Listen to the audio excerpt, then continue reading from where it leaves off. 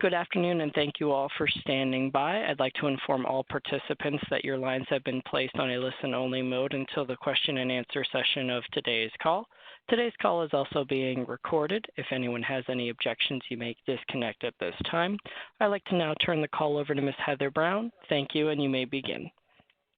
Thank you very much, operator. Welcome, everybody. I'm excited to have everybody here for this session. I think you'll find it to be a very interesting session that will inform the work you do in a lot of areas, and not only with foster care, but specifically that is the focus, youth financial literacy for youth in foster care. So we have two guests today, and I'm going to go ahead and introduce them. Then I'm going to go through the disclaimer that I normally have to go through as quickly as I can so that we can focus on our content. And at the end, we will do a Q&A session as well. So you can also, as usual, write your questions in the chat or the Q&A, and we will also address those at the end while we're waiting for people to give their verbal questions. We're waiting for the operator to open the line to do that. So we're fortunate to have Desmond Brown with us. Desmond serves as the Deputy Associate Director for CFPB's Consumer Education and Engagement Division. He's acting actually at this point. He previously served as the Office of Community Affairs lead and for the Bureau. And the Office of Community Affairs focuses on opportunities and challenges of low-income and economically vulnerable consumers. And so Desmond's going to speak with you after I get through my introductory slides to just talk a little bit about some of the resources that you might find useful related to this topic. And then I'm also very excited to welcome Franco Vega. And I was fortunate enough to hear him speak at a conference I went to, and it was so engaging and moving, and it really got me thinking like that was an area that I definitely wanted to make sure I contributed to regarding youth that are emancipating from foster care, making sure that all of our financial educators have the resources to deal with special issues that they face. And he has a very engaging story of his life. And so I'm going to introduce the successful part, and he'll introduce all the challenges he came through to get to the successful part. So just I get to say all the good stuff about him. He actually enlisted in the Army, and he was given an honorable discharge in 1995. In 2000, he crossed the stage from California State University of Dominguez Hills with a degree in human services. And ever since then, he's been hard at work on projects and initiatives related to job development for underserved communities, as well as financial literacy and basically everything that challenged youth need to help them be successful. So I'm very excited for you all to get an opportunity to hear him speak as well. So let me just get quickly through my slides. The disclaimer. The disclaimer is basically that tell you that this presentation is made by the Bureau of Consumer Financial Protection Bureau representatives on behalf of the Bureau. It does not constitute legal interpretation, guidance, or advice of the Bureau of Consumer Financial Protection. And all presenters are conveying their own views, and they may not represent the views of the Bureau. The Consumer Financial Protection Bureau regulates the offering and provision of consumer financial products and services under the federal consumer laws and educates and empowers consumers to make better informed financial decisions. And this slide, many of you that are repeat webinar watchers have seen, but it just talks about what we do with Financial Education Exchange and the CFPB program, and hosting this webinar and many of the others that you've gotten notices for. And we do regular, at least monthly webinars, and we do a monthly newsletter, which pretty much announces the webinars and their resources. And we also do local convenings in the regions. And we do we also are available to help promote other resources throughout the Bureau and partner with other parts of the Bureau to help them also execute some of their initiatives and programs. This is the slide that shows you where to go to look for the next webinar, and so you can always check back on that, and I'll talk about that at the end if we have time. But the next one is going to be April 2nd, which is a Tuesday, not a Thursday, and it's going to be the first of a series on Your Money, Your Goals toolkit that we have, a full curriculum that is like 6 to 8 hours of training that you can be trained to use. And we're going to do 4 sessions on how to use that curriculum. And the booklets and the handouts, everything are free. You can get them published or you can download them from our webpage. So definitely try to stay tuned in April for that. Okay, with that, I'm going to hand it over to Desmond to talk about the CFPB resources for youth in foster care. Thank you so much, Heather. Good afternoon, everyone. And thank you so much for taking the time to join us today for this very important topic. As Heather mentioned, I currently serve in the Deputy Associate Director role at the Consumer Financial Protection Bureau in the Division of Consumer Education and Engagement.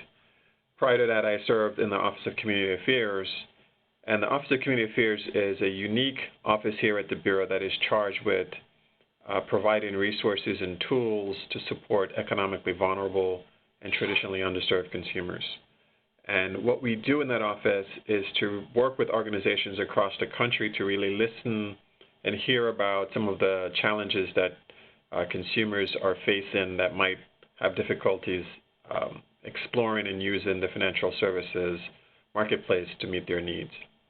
One of the populations that we've heard a lot from is the youth who are aging out of foster care, and we've heard from both stakeholders who are serving this population as well as young people themselves. And many of the issues that they surface are challenges that the Bureau is not necessarily the primary agency to help them with. But one issue that came up repeatedly is how are these young people managing their finances, how are they navigating the financial marketplace, and what is the issue around identity theft and credit building that the Bureau could be helpful with. And so we started a few years back looking into this issue and working with foster care providers both at the state level, some of the private providers, to really figure out how to build in resources to reduce some of the high levels of identity theft that has occurred within this population. So going back all the way to 2014, we released a series of tools to help institutions that work with young people who are in foster care as well as those who are aging out of foster care to highlight the issues around identity theft and try to figure out ways to give providers tools to contact the credit reporting agencies if there are issues of identity theft for young people who are under 18. And we provided, the link that's on your screen now is a link to a series of tools that foster care providers, whether they are at the state level, county level, or private providers, can use to contact the credit reporting companies to make disputes to errors that might appear on credit records. And the reason why the Bureau wanted to focus on this is that we know that as a young person leaves care, if there are issues on their credit reports, credit records, it becomes another barrier and another challenge they have to face as they try to get access to apartments or housing or purchase a car, and in some cases find employment. And so if we can take those simple steps before they're 18 to address those issues, we feel that it's another way that the Bureau can be helpful in helping these young people transition successfully to adulthood.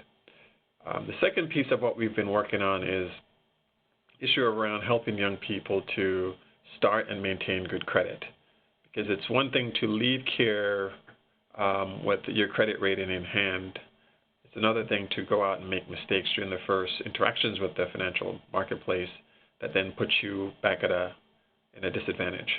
And so we've also created a series of tools that foster care providers can use to help young people check their credit, tips and tricks that they can use to maintain good credit, and if they fall into challenges like so many of us do, ways that they can start repairing their credit to get back on track. The last thing that I wanted to mention was on March 11th, we published a blog that provided some additional new information and resources around some additional protections that are available to youth in foster care as well as other minors under the age 16. In September 2018, Congress passed a law that now allows parents as well as child welfare representatives to, for free, put a credit freeze on individuals who are under 16 credit records. And the idea here is that if by putting a freeze on their credit records, you would limit the ability for other fraudsters to use their identity to open up a line of credit, thereby putting them at risk of identity theft and damaged credit records. And so this is a great opportunity for individuals who work with youth in care to follow the steps that we outline in the blog. And the blog can be found on both the Consumer Financial Protection's website as well as on the FTC's website. We did this blog jointly with both regulators because it's such an important topic. And basically the idea is for both parents, foster parents,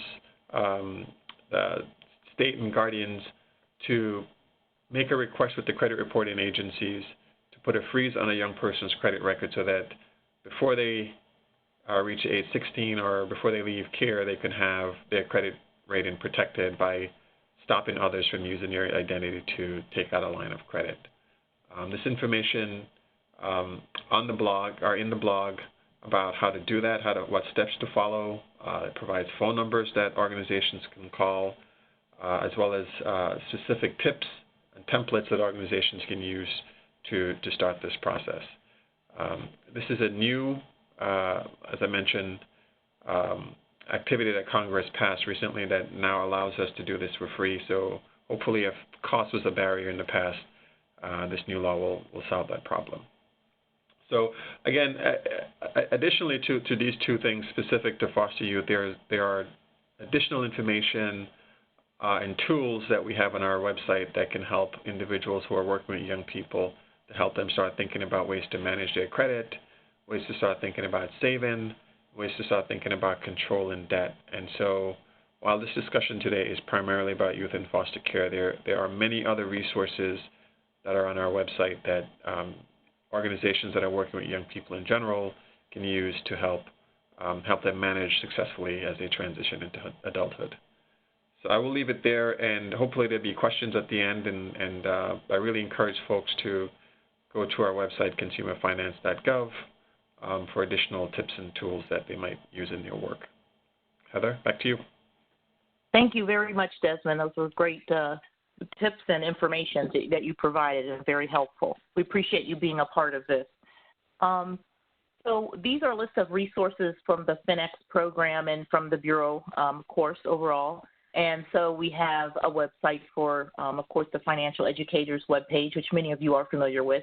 The second email box is the box that you would send something to if you have a question on financial education, you want to participate in a regional convening, or you just have some information that you need to share or would like to get. That's sort of our catch-all box. And then we have a LinkedIn page, which is growing, and we're getting a lot more posts. And we encourage you all to post information that's valuable to financial educators that's not necessarily marketing, please, on that page so that we can grow and share. And you can ask questions, too, and get answers if you have challenges that you're facing.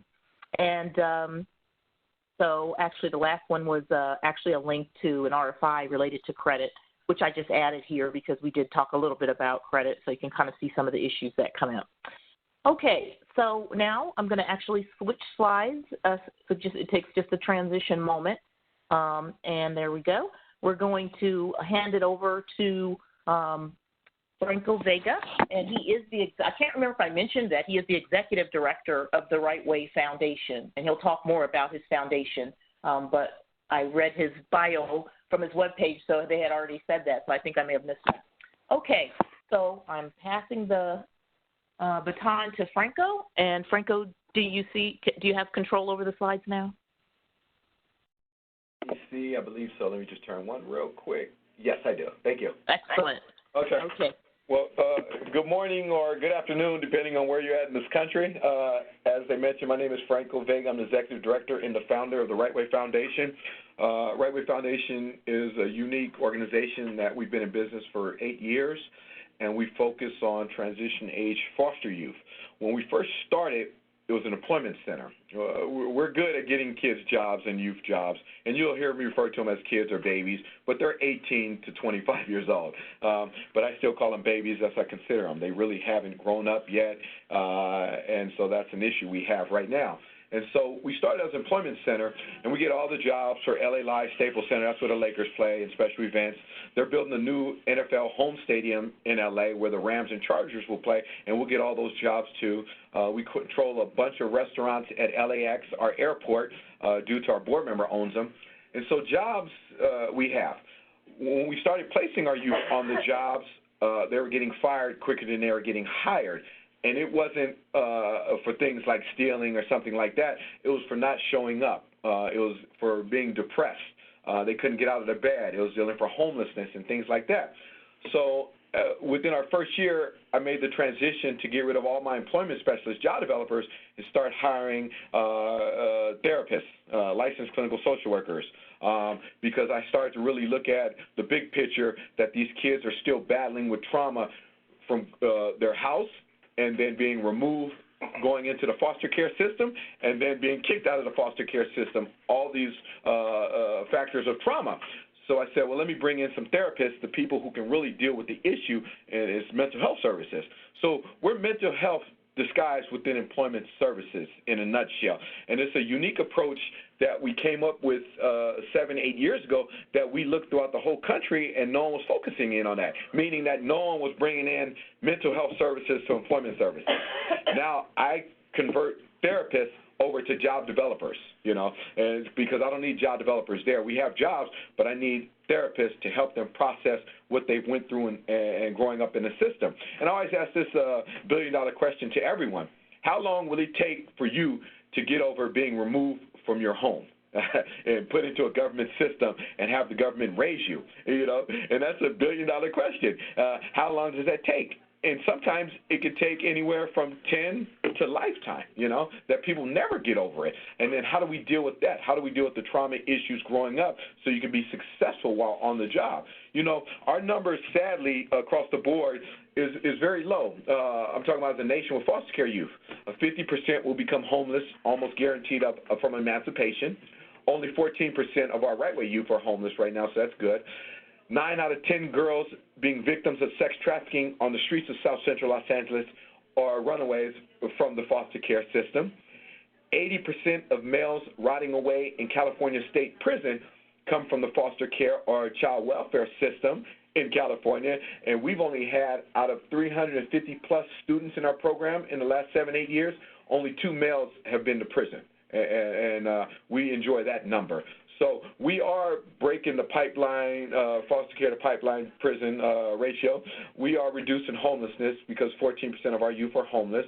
We are saving our girls from sex trafficking. But we have a lot more work to do. And it's not an easy population to work with. Heather did mention I started my career in '95. I've been working with gangs from Watts to East LA. I've been working with homelessness on Skid Row, and I've been working with foster youth all at the same time. And by far, foster youth is the hardest population to work with. My life story, and then I'm going to turn it over to my COO so we can talk about the trauma-informed training that we created, and as far as for financial literacy. I was in the system myself. My mom abused me like an animal. When I was in juvenile hall, she passed away, and I was rescued by an African-American family. But that trauma never really went away. I did run from the streets and join the Army, and that saved me. But as I got out the Army when I was 21 or 22 in 1995, the trauma came back. And then as a man, started having a family, a wife and kids, the trauma came back. And so at a late age, I think I started to get over my trauma really when I was 37 years old. I'm 46 right now. So we can't let kids get my age. I'm lucky. We have to deal with it right now and help these kids get over their abuse. And at the end of the day, we have to convince them that it wasn't their fault. We have to show them the picture that they weren't asked to be born. It's just that they had a rough time, but if they deal with it, they'll have a brighter future. And they can stop this from happening in the future. And my COO, who I'm about to introduce, her name is Andrea Slider. She's an LCSW. She's been in business for 14 years. And she's really the one that we hired to really create everything we do being trauma-informed. So anything I do here is trauma-informed. We do trauma-informed job placement. We teach corporate America about how to work with our youth in a trauma-informed approach. And then a couple of years ago, we created our trauma-informed financial portion. So without further ado, Andrea Sliders, our COO, and she'll begin her piece. Okay. Well, thank you for having me. So like Franco said, we've always had a financial capability or literacy component to our program,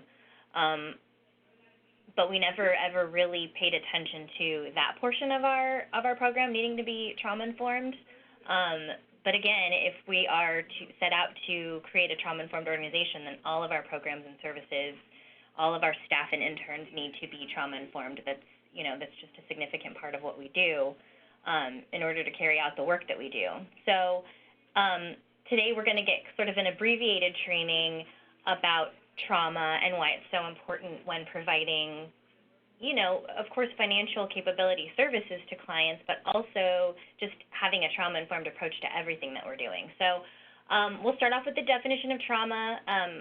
The Substance Abuse and Mental Health Services Administration came up with a great concept of what trauma is, and we can read it on the slides here, that it results from an event, series of events, or set of circumstances that is experienced by an individual as physically or emotionally harmful or threatening, and that has lasting adverse effects on the individual's functioning and physical, social, emotional, or spiritual well-being.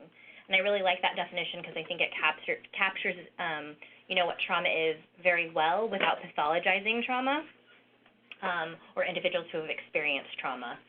I love this outline that SAMHSA has come up with the 3 E's of trauma. I think it captures traumatic experiences and just sort of the whole concept of trauma really well. The first E being events, which are, related to the circumstances of trauma. That can include a variety of things. It could be an actual or extreme threat of physical or psychological harm, or severe life-threatening, circumstances like abuse and neglect. And these are things that, of course, in particular will impair healthy development or, well-adjusted development. Of course, trauma occurring as a single occurrence, or it can be something that's repeated over time. The second E being of an individual's experience. And what I like about this is that an experience can be different for individuals who have experienced the same trauma. So, for example, if you have a sibling set that's experiencing the same exact type of abuse within a home, those individuals might respond very differently, and those are due to things like internal factors, such as resiliency, or external factors like having a really good support system. So those are really important things to note when working with clients who've experienced trauma. The other thing related to experience that I'd like to note is just sort of the feelings that kind of surround or shape the experience, and those are things that could include guilt or shame or humiliation, betrayal, mistrust that a lot of the time results from having those types of experiences, and particularly experiences of those in foster care. There's oftentimes that mistrust that occurs. The other E, or the last E actually, is effects or the impacts of trauma. And, with the effects of trauma, it's important to note that sometimes things occur immediately, and sometimes impacts have a delayed onset. And it's just really important to know these factors, when working with individuals that have experienced trauma. So what I'm about to sort of review here, I know I don't have all of the effects, so it's not a comprehensive list, but these are just sort of the things that we at Right Way Foundation make note of pretty frequently, and especially in like my therapy sessions. This is what I'm seeing a lot of. So things like intrusive memories or flashbacks. These impacts are very different. Intrusive memories are things like, well, I'll explain flashbacks first. Flashbacks are things like you're living the trauma in that moment, so you're actually reliving it in that moment, whereas an intrusive memory is just something that you're thinking about the traumatic event or anything surrounding the traumatic event that's causing an impairment. A lot of self-blame occurs. This is something that we see very frequently. feeling like it's their fault, preoccupation with, the traumatic event, things like difficulty making decisions or difficulty focusing or concentrating. We oftentimes see problems with memory, and then the last two are pretty significant, and I'd like to call attention to this next one, which is persistent negative beliefs or expectations about oneself, others, or the world. Not only does the brain begin to expect a traumatic event from happening, but this is where that mistrust of others develops. And this is really important to note because, we work with a population where this is pretty prevalent, and with the work that we do, everything that we do here is based in the relationship and in the rapport and the engagement of our clients. And so we are trying to build a very trusting relationship with them. The last one being suicidal thinking. Again, this doesn't necessarily mean that an individual has an intent to commit suicide, but it's just something along the lines of a thought process of things might be easier if I wasn't here.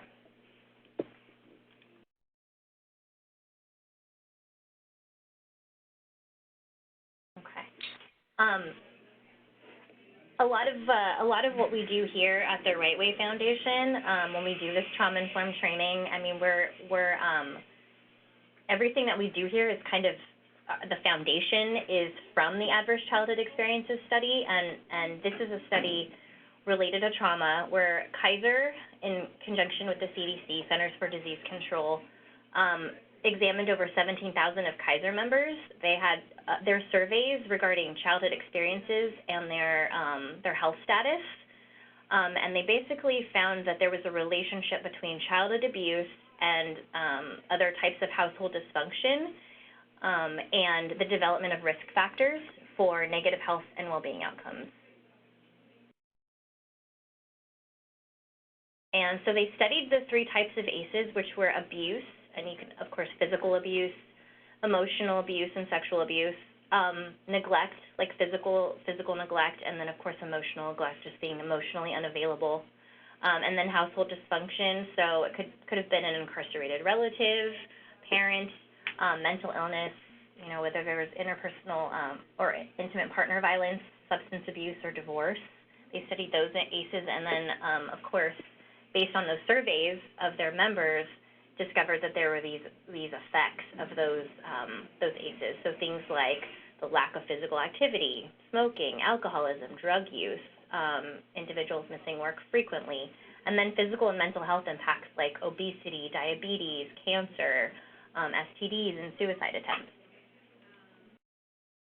And I like this graphic. I think it kind of captures the ACEs study very well, and essentially is just adverse childhood experiences and how it kind of leads to all of these things like disrupted neurodevelopment. So trauma does in fact have significant impacts on brain development and brain growth, social, emotional, and cognitive impairment, and then that would lead to an adoption of health risk behaviors such as substance abuse or self-injury, things like that, and then eventually leading to an early death is what they found.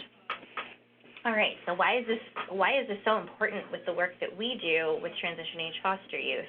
Well, it's important to understand what trauma's impact has on transition age foster youth through the lens of like attachment theory. So really a lack of healthy attachments, and then the instability that they endure or that they experience, and then the abuse that foster youth go through has yielded some of these outcomes for youth that are emancipating from foster care, and Franco had mentioned a few earlier. But one I would like to make note of, according to the Northwest Foster Youth Alumni Study in 2005, was that foster youth exiting the system experienced PTSD at a higher rate than America's war veterans. So it's about twice the rate compared to America's war veterans. Okay. And in the context of our work, and why trauma is important is because, Franco did mention we do provide therapy. Therapy kind of leads the way here and is a significant part of our program, is a significant part of our youth, not just getting a job, but keeping their jobs. You know, as part of we have a 32-hour curriculum that includes mental wellness and well-being, that includes the job readiness training, but our last component, and a very significant component, is our financial literacy class. And all of our instructors that facilitate financial literacy go through our trauma-informed training.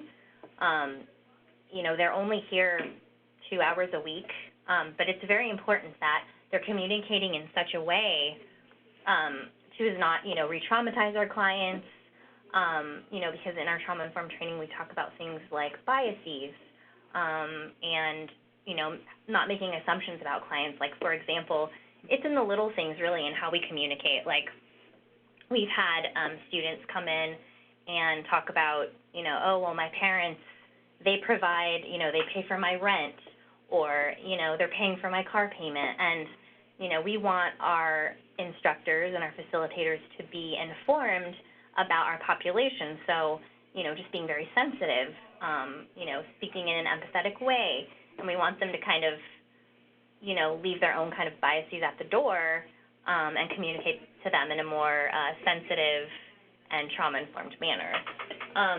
So some of the financial products or services that we provide are going back to our financial literacy workshops that we have as part of our larger program, Operation Emancipation. And the important piece of this is that we provide ongoing emotional support, definitely as part of our program, but we also incorporate that into therapy sessions. So as I'm in the process of actually getting certified as a financial coach, because what I've noticed is that a lot of my clients bring up, you know, financial decisions or financial issues within our sessions. And although I am, you know, really, I guess, you know, obviously a strong believer in setting healthy boundaries, you know, these are the issues that our clients want to talk about. So I think it's really important for me to be, you know, well-versed in these matters. And so, you know, I was also noticing that there was a significant link between my clients, you know, who were being diagnosed with depression and anxiety and their financial decisions. So there was a direct link, and therefore I really needed to pay attention to this, and we needed to pay attention to this as a organization.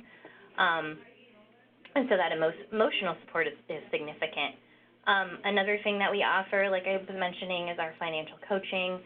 So our case managers are trained in financial as certified as financial coaches. Franco's in the process of getting certified as a financial coach as well, because we want this to be infused in everything we do here. Currently, we're conducting a pilot program with 16 of our program alumni. We're offering them a credit building loan, you know, as a means to obviously build their credit. This is something that we actually surveyed. We held a focus group with our youth to determine what the best product was for them, and this is what we came up with. And I kind of mentioned that first piece there.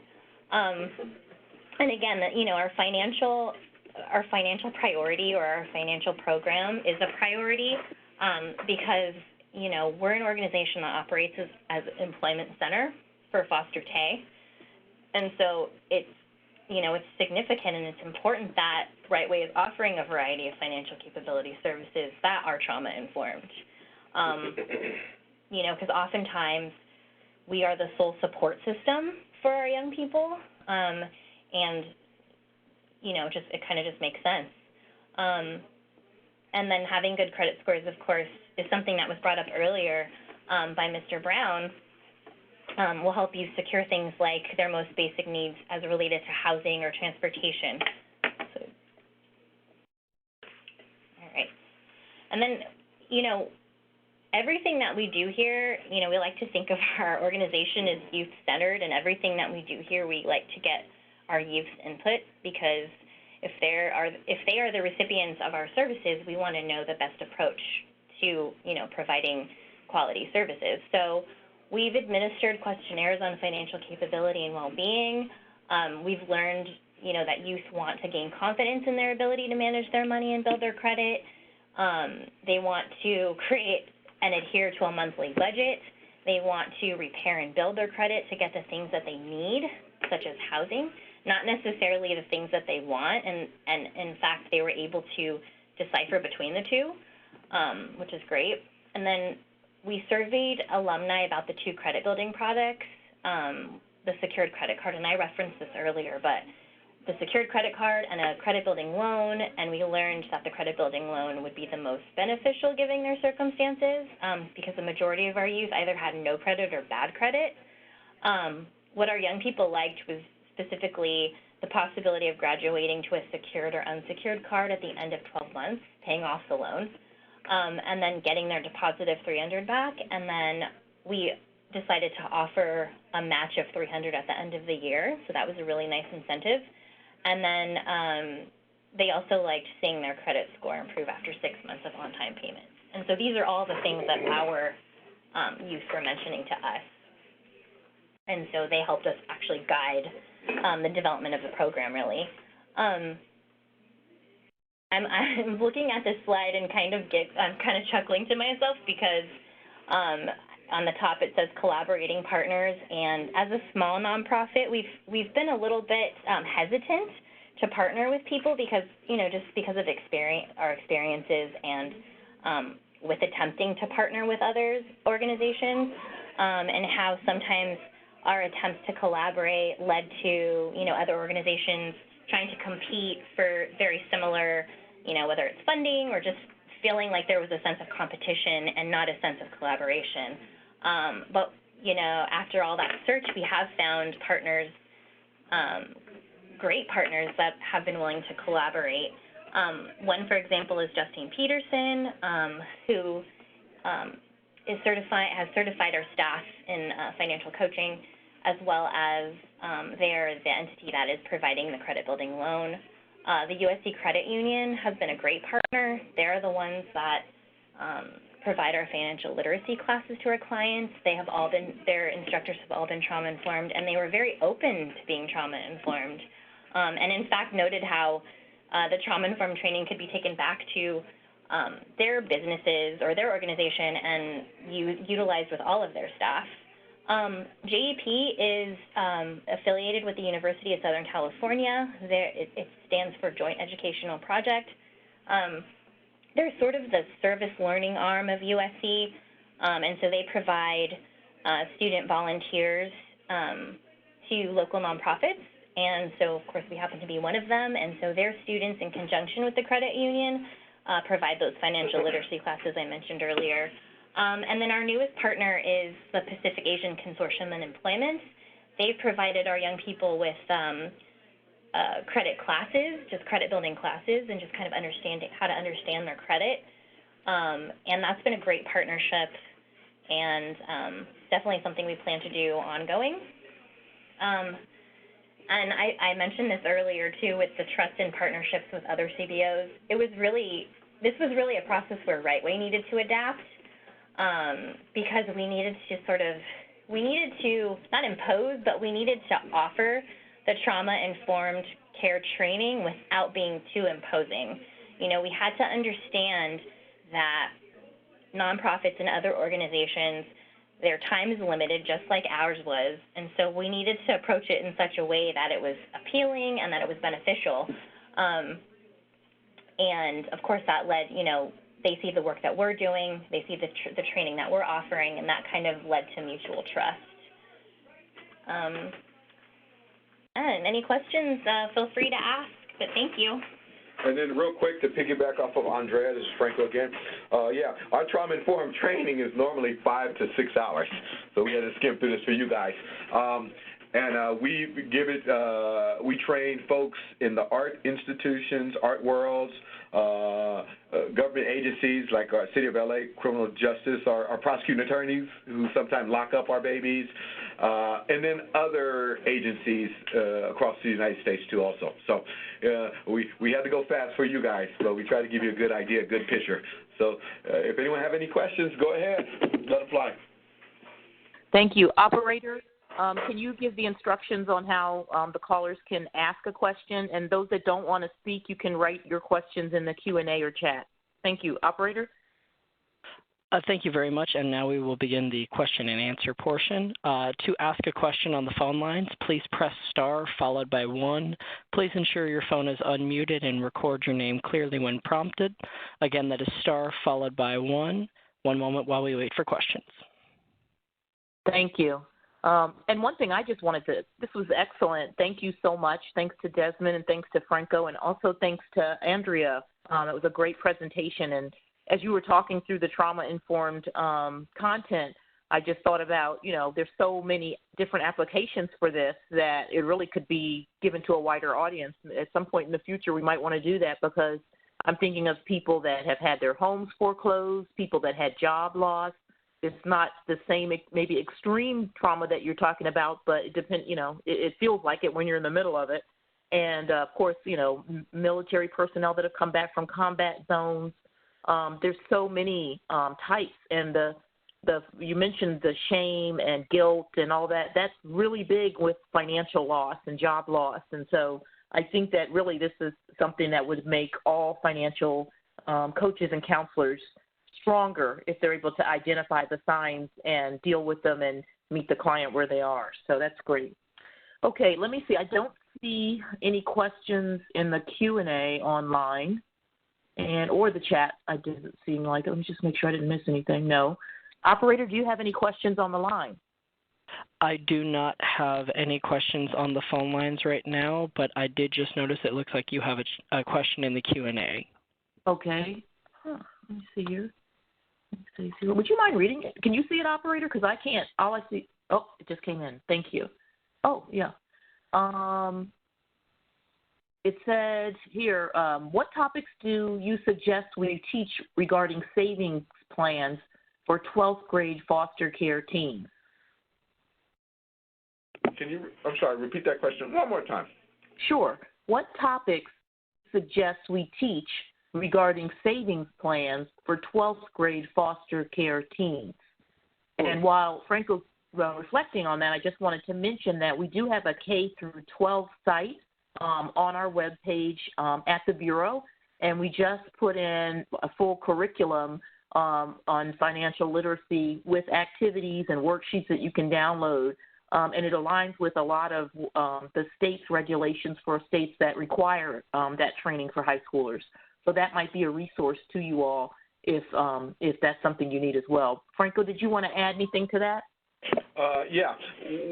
One hot topic that everyone loves to hear is pay yourself first.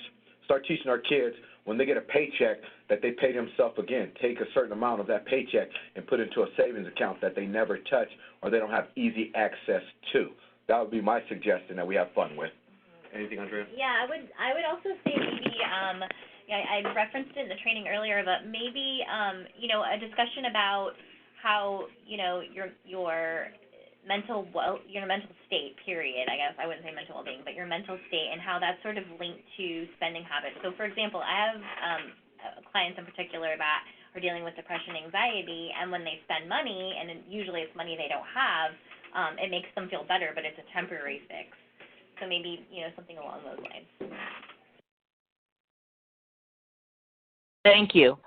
I also had somebody to ask about providing page 2 of the PowerPoint so they can get additional dates. And I think they meant the previous PowerPoint that I showed, the introductory one. But I'm going to send everybody a copy of the PowerPoint, so, both PowerPoints today.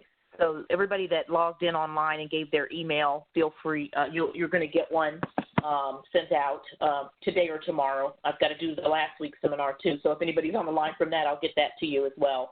Let's see, I'm going to write in our web page here. If for some reason you didn't get it, you can just write me. But as long as you gave your email when you logged in on the phone, I can send it to everybody that way. So thank you for that question. Operator, do we have any questions in queue? At this time, we have no questions in the phone lines. Again, for those on the phone lines, if you would like to ask a question, please press star followed by 1. One moment while we wait for any questions. Okay. Somebody asked me what the website is for the K through 12, and I'm going to try to find that real quick while we're waiting for one more set of questions to queue. And if we don't have any, then we'll just give you all some time back. Just let me try to pull up. I don't work with the K through 12 program regularly. It's on. If you go to the website, I do know that it's on the page when you land. If you go to practitioner resources. My internet's slow now. If you go to practitioner resources and then go down to, I think the drop-down menu for that actually provides you a link to the K through 12 stuff. For some reason, I'm having trouble getting my web page up. But just also so that you know, you can just also go to our web page and do a search on K through 12, and you can get all the resources that are there. And if someone has trouble finding it, you can go ahead and email the CFPB FinEx box. I'll provide you the link. Okay, let's see. I did not get the site. The phone went in and out. So anything that you did not receive that you heard, one, you'll probably get it in the slides. And two, if you look in the chat, you can see the CFPB_FinEx at CFPB.gov, and you can send an email to that site as well. Okay, so I'll give a last call for questions, and then we'll wrap up. Any last, operator, are there any questions that did come in? I do not show any questions at this time. Okay, and I see that some people said they were having trouble with some of the phone sound, and I apologize for that. But we will get the slides out to you, so you'll have those for review. So as I mentioned before, our next webinar is the 2nd of April, which is a Tuesday, and then each Tuesday in April from 2 to 3, we're going to have training on Your Money, Your Goals Toolkit, and that covers pretty much every aspect of financial literacy that you would want to teach. It's our new and revised booklets, and the instructor is going to walk financial educators through how to use the entire curriculum in those hours. And normally it's a longer class, and we give it to certain cohorts that apply and compete to do it because we can't train everybody. So please share that information with your colleagues. It'll be posted on our website, the dates and everything shortly, hopefully by the end of this week, definitely middle of next week. So, and stay tuned for the announcement on logging in for those sessions. But please reserve the Tuesdays in April from 2 to 3. Okay, well, it looks like we've captured all of the comments and questions, and thank you all for participating. We had a good crowd, and thank you to our speakers for the information. It was really helpful and useful, and I look forward to having you all back at some time. Operator, this concludes our call. And that concludes today's conference. Thank you all for participating. You may now disconnect. Speakers, if you would like to wait just a moment for post-call. Thank you.